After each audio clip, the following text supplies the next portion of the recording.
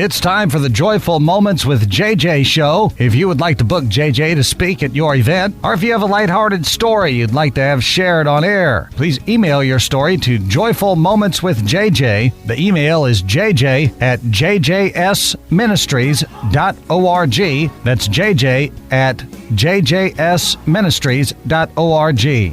And the associated ministry website is JJs-Ministries.org.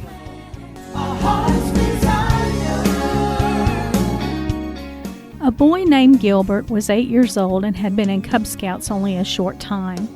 During one of his meetings, he was handed a sheet of paper, a block of wood, and 4 tires, and told to return home and give it all to Dad.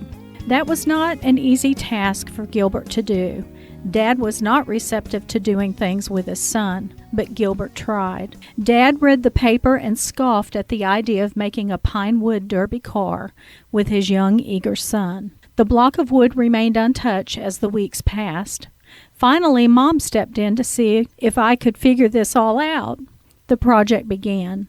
Having no carpentry skills, she decided it would be best if she simply read the directions and let Gilbert do the work. And he did. She read aloud the measurements, the rules of what they could do and what they couldn't do. Within days, his block of wood was turning into a pine wood derby car.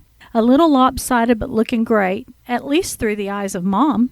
Gilbert had not seen any of the other kids' cars and was feeling very proud of his Blue Lightning, the pride that comes with knowing you did something on your own. Then the big night came. With his blue pinewood derby in his hand and pride in his heart, they headed to the big race. Once there, Gilbert's pride turned to humility. His car was obviously the only car made entirely on his own.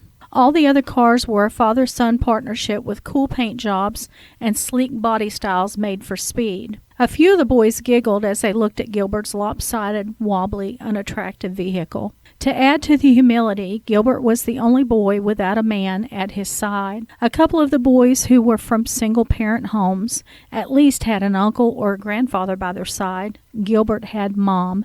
As the race began, it was done in elimination fashion. You kept racing as long as you were the winner. One by one, the cars raced down the finely sanded ramp.